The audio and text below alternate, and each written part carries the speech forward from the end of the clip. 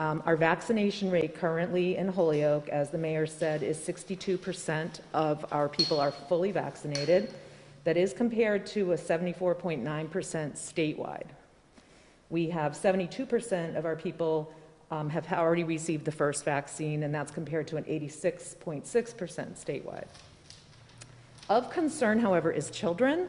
Ages 5 to 11, we only have 15% of our children vaccinated. Statewide we only have 6.9% of our children fully vaccinated. Statewide, it's 15%.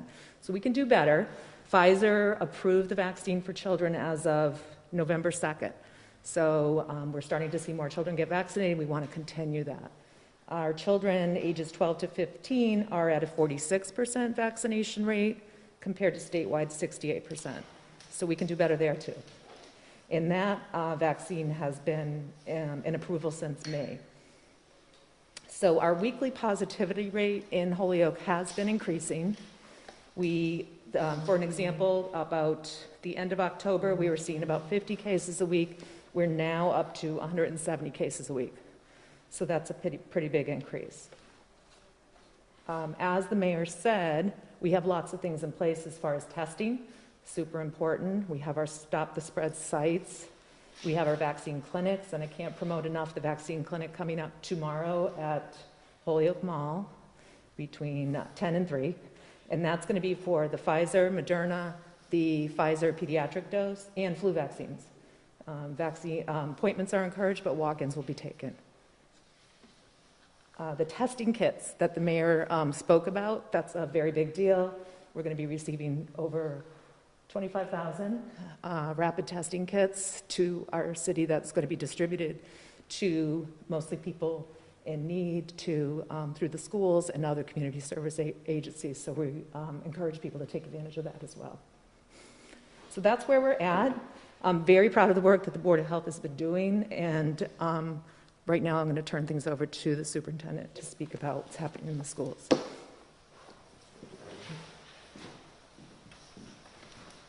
Thank you. So I just want to reiterate what the mayor had said. We really just want to double down on all of our protocols. Much of what we've done this year has been keeping our kids in school. So we continue to ask our kids to stay masked. I think our staff is a little fatigued that we walk down the hallways and we're constantly reminding students to keep their masks above their nose. So I just want to thank all of the staff out there that have been resilient and have stuck with us this entire year. This has been a very difficult year, and we're asking a lot from our staff and our students.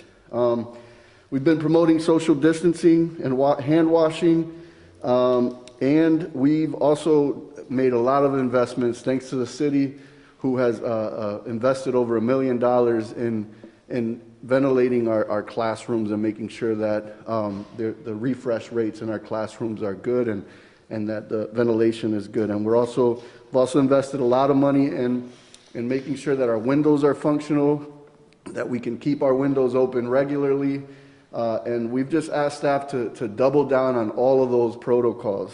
We've had over 400 cases this year, but we've been able to keep spread within the school really minimal.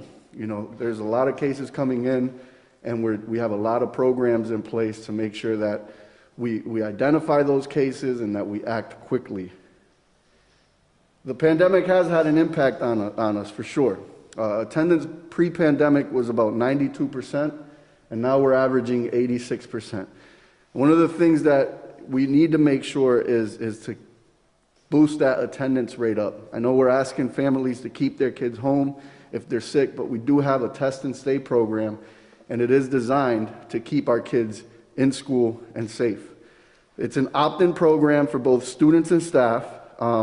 If they're asymptomatic, they're allowed to come into school and test daily, participate in our pooled testing program. If they're identified as a close contact, rather than going home and quarantining for a week, they have the option to test right in school daily before they go to class. And if they produce a negative test, they can continue with their learning. That's real important because we want to keep our kids in school. The testing results are back and available within 15 minutes. And, you know, we do have low participation in that program, and I really want to encourage families out there to enroll in this program. It's going to help keep your students in school. And also reiterate what we just heard is we want to increase vaccination rates. We meet with the Board of Health weekly. We've worked with the Holyoke Health Center to put on vaccination clinics for some of our younger learners. And we want our families to take advantage of that so that we could keep our community safe and keep our kids in school.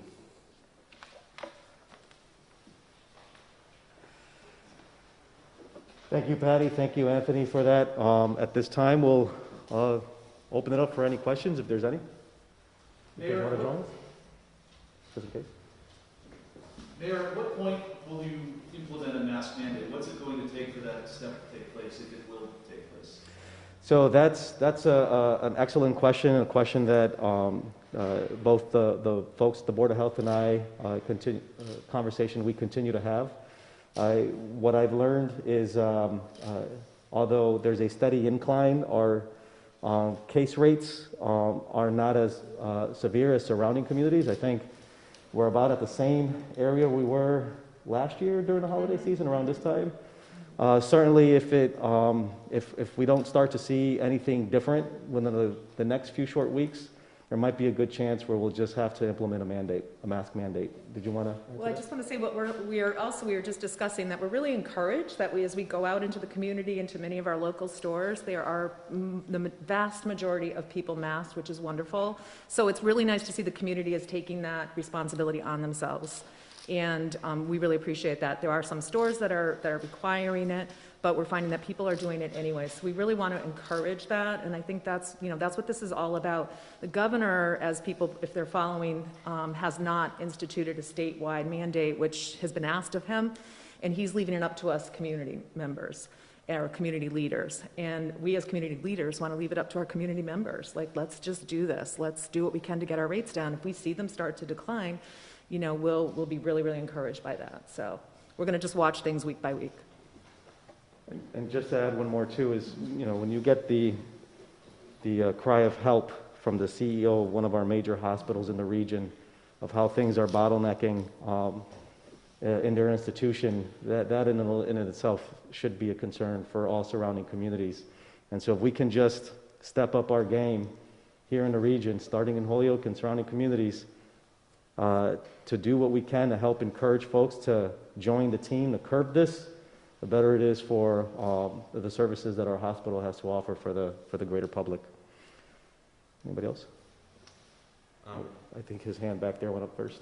I'm sorry, if I can get a clarification, you said the positive rate has gone from 50 in October to 170. Is that people testing positive or people going into the hospital? That's people testing positive in the city of Holyoke, positive rates in Holyoke, correct. Okay. What's it about hospitalization rates? That was a follow-up to that one, because you had a question. Oh, well, yeah, ironically, I think that was the same one. I was just wondering if you guys had the current hospitalization rate for Holyoke. I don't have those exact numbers, but I will say that hospitalization rates are not increasing the rate. We're having a lot of positivity rates, but the good news is, and I think it's due to vaccinations and masks and all of the precautions that we're taking, the good news is that we're not seeing all of those people hospitalized. And we're certainly, on a much larger level, seeing that those people that are hospitalized, the death rate is not as high as it was at one point. So that's encouraging. Mm-hmm. I don't know if you guys have numbers too on whether Delta, Omicron variant, have you guys been tracking which variant has been coming up with these positive cases? As far as I know, what we're still dealing with here is Delta. Okay. Yeah, we haven't had the typing that's told us that Omicron is here yet, but so this is all, we're still dealing with Delta. Mm-hmm. Dusty? Yeah, I guess maybe this is the superintendent. What do you think accounts for the lower numbers of vaccinations within Holyoke Public Schools as compared to the statewide numbers that I mentioned earlier? I think the number one contributor is social media and misinformation out there. So I encourage folks to really learn the facts, reach out to professionals, and get your information from professionals. There's a lot of anxiety and conspiracy theories out there about the vaccination rate. So I would just encourage you to do your own research. And, I myself had gotten the booster vaccine a week ago. I got my 9-year-old son vaccinated as well, because I trust in the medical professionals and what's out there. Superintendent, is there a vaccination program within the schools? We don't have one within our schools. We've partnered with local Holyoke Health Center to provide a vaccination clinic. We had one on December 9th, and there will be a follow-up to that one in a couple of weeks. We held it at Donahue School. It was very popular. I mean, we had 70 slots available, and they filled up within a couple of hours. So we're looking for opportunities to add another clinic, because we know that our families want it. We've had families call after all of our slots were filled, and had to turn them to other options. So we want to run another clinic. Thank you. Going back to, so the folks that, again, those, we got fellow Hoyokers in our community that don't believe in the vaccination and won't get it. And so my message to those is this, is to just help us at least do the minimum. Wear your masks, get tested whenever possible before going to large gatherings. If you're not feeling well, get tested. After large gatherings, get tested. Know whether or not you have the symptom, and if you do, stay home if you're not feeling well. Those tasks without getting vaccinated also helps us, stop the spread as well. But was there any other questions besides that? And just to clarify, so there's no mask mandate for indoor public spaces currently? At this time, there isn't, but certainly. Schools, yes. Oh, actually, in the schools, yes. Yes. All our school buildings, it's mandatory masks wearing. But again, these are conversations we're having with our Board of Health, and if it feels like those that we put into those positions that are watching this closely feel like the numbers are telling us we should implement a mask mandate, we'll have no issues with implementing one. The holiday season is here. We have a lot to be very excited about. Spending time with our families, creating new memories, the fact that we're here today and continue to celebrate our traditions. We have to be focused on cherishing those moments. While we do that, let's also be sure that we're doing what we can to keep them and the rest of our community safe, and that's all we're asking. But again, if we do have to implement a mask mandate, I know it's not a popular thing. I certainly don't want to see it either, but something we're not afraid to institute if we have to. I do want to thank all of our city employees and everyone that works here in the city of Holyoke who come to work and offer services to our community at large. They put in a lot of hard work in what it is they do.